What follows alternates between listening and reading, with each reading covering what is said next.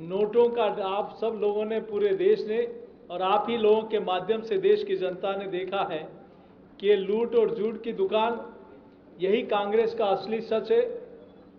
और ये आप लोगों के माध्यम से पूरे देश ने यह भी देखा है कि एक ऐसे सांसद हैं जो लगातार कांग्रेस पार्टी के,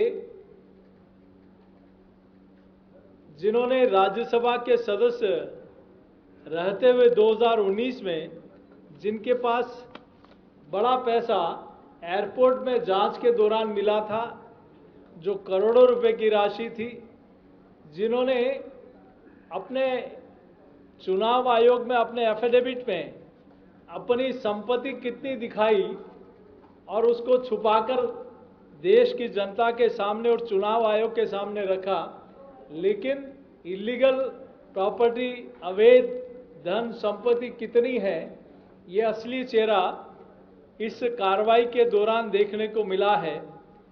इसलिए ये लूट ही कांग्रेस का असली सामान है। और मैं दावे के साथ कह सकता हूं कि जिस प्रकार से लोग कहने लगे हैं कि कांग्रेस और करप्शन एक सिक्के के दो पहलू है, कांग्रेस का काम है लूट, झूठ और फूट डालना, और यही असली चेहरा अब कांग्रेस के पतन का कारण बनता जा रहा है कि उनकी असलियत, उनका असली चेहरा अब जनता ने देख लिया है कि कांग्रेस ने गरीबों का हक मारकर किस प्रकार से नोटों के से अपना घर भर रहे हैं।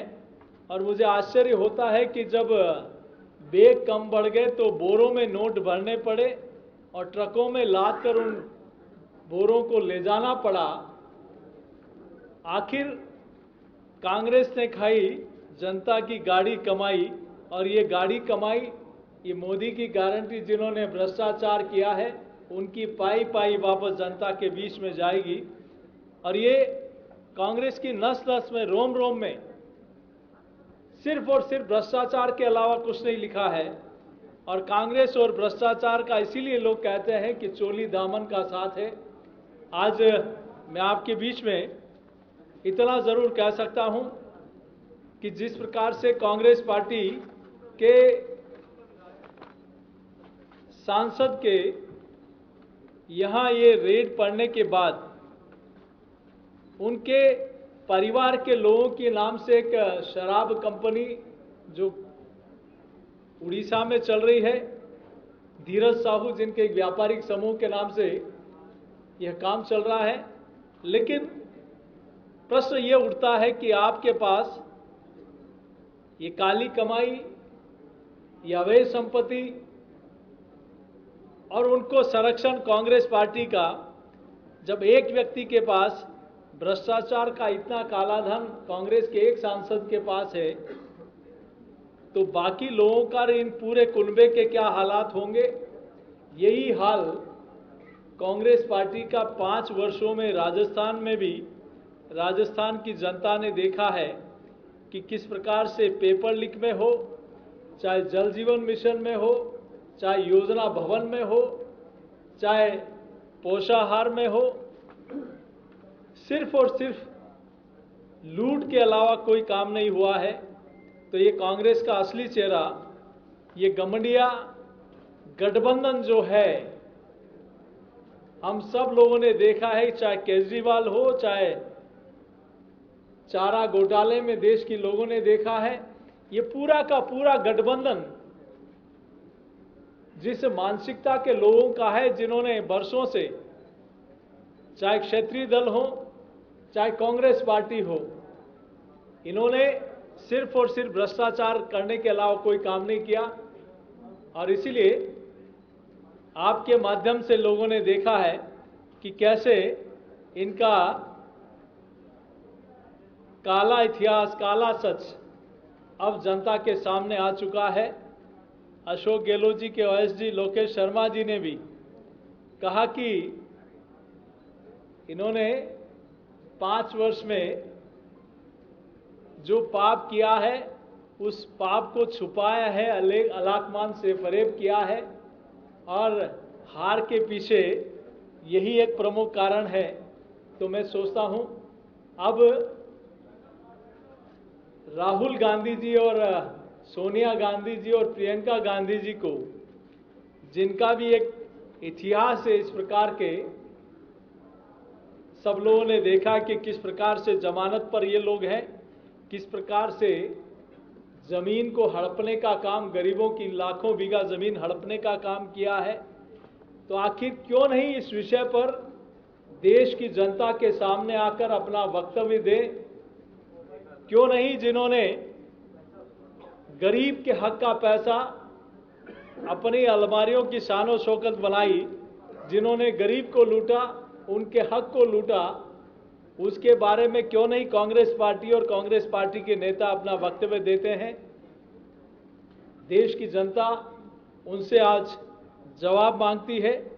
आज ये मोहब्बत की दुकान में नोटों का पहाड़ जो मिला है, आप ही लोगों के माध्यम से देश देख रहा है कि अभी भी काउंटिंग चल रही है। 210 करोड़ तो कल ही आप लोगों के माध्यम से जानकारी में आया और अभी तक भी वो काउंटिंग चल रही है।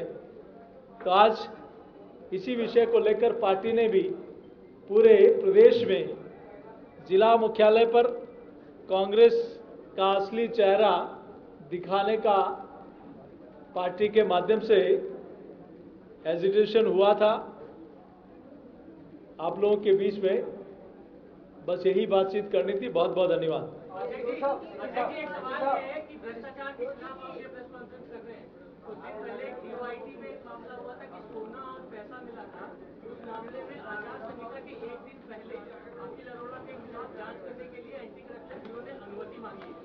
डॉक्यूमेंट भी हमारे पास है। क्या आपकी सरकार ने ये अनुमति आप देंगे कि भाई सीनियर ऑफिसर जो गहलोत सरकार में करीबी हैं उनके खिलाफ अब जांच होगी? देखिए, कोई भी भ्रष्टाचारी हो जिन्होंने गरीब के हक का पैसा लूटा है, जिन्होंने पेपर लीक में युवाओं के साथ अन्याय किया है, उसको किसी को नहीं बख्शा जाएगा। ये निश्चित रूप से आप मानकर रखिए। भाई साहब, जिस तरीके से अशोक गहलोत ये आरोप लगा रहे हैं कि बीजेपी चुनावों में हिंदू मुसलमान करके झूठ बोल करके सत्ता हासिल की है, तो वही एक आरोप ये भी लगाया है कि जिस तरीके से बीजेपी में लोगों की संख्या बढ़ गई है, अब बीजेपी उलझ चुकी है सीएम फेस को लेकर के, तो किस तरीके से अब इनका जवाब है? देखिए, वहां तो वही अपने आप को योग्य और काबिल समझ रहे थे, फिर उनको क्यों नहीं डिक्लेयर किया दूल्हा? अगर आप अपने आप को इतना योग्य और काबिल समझते हो, बाकी सब नकारा और निकम्मा है, तो फिर आप क्यों नहीं आपको डिक्लेयर किया? और आप इतना अपने आप को वो समझते हैं, तो आप लीडर अपोजिशन का फैसला अब तक क्यों नहीं कर पाए? तो उनको अपने घर की ओर देखना चाहिए, दूसरी तरफ उनको चिंता करने की जरूरत नहीं है। यहाँ मजबूत नेतृत्व है, मजबूत संगठन है, उसकी चिंता अशोक गहलोत जी को करने की आवश्यकता नहीं। पर्यवेक्षक की नियुक्ति हो चुकी है, शीघ्र ही आपको वो तिथि भी बता दी जाएगी।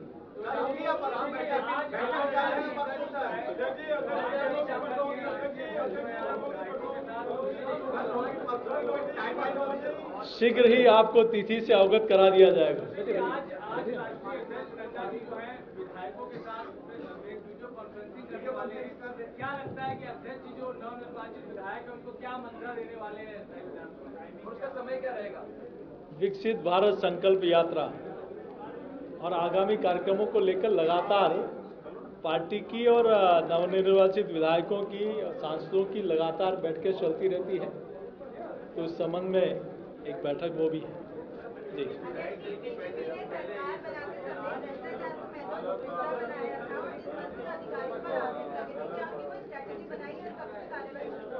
मैंने अभी, आपने सुना होगा तो मैंने कहा कि भ्रष्टाचारी कोई भी हो, कितना भी बड़ा हो, जिसने गरीब के हक का पैसा लूटा है उसके खिलाफ सख्त कार्रवाई होगी। Thank you. धन्यवाद।